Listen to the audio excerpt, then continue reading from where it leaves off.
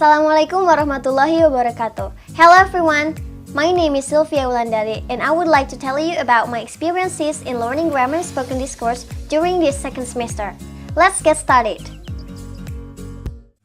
In this very first meeting, Mrs. Marlina introduced the syllabus course that will be learned. I was thinking that the course is going to be as hard as grammar in written discourse.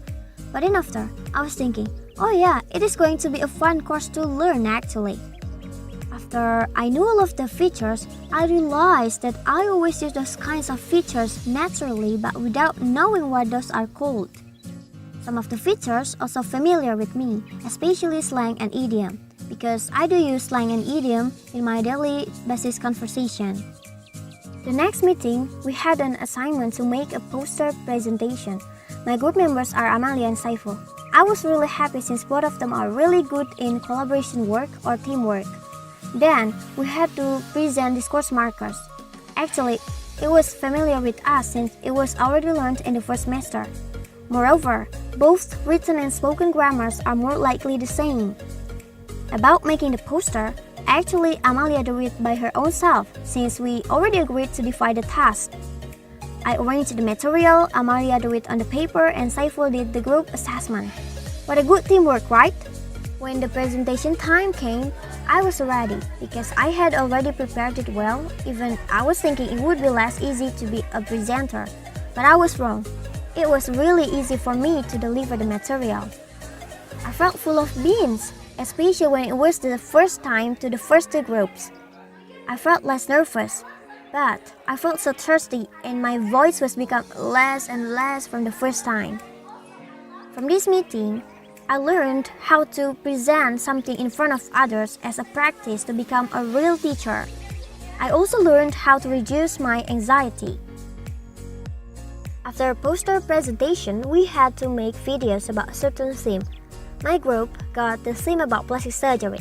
It was challenging at first to make it into informative, persuasive, and argumentative speech, especially the video that consisting models. We took the video together in a frame which lots of errors were made and we had to take it again and again. For the next persuasive and argumentative speech, we did it separately, which I thought it was easier to do than the first video.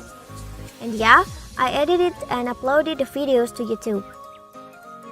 The last task of this subject was argumentative essay.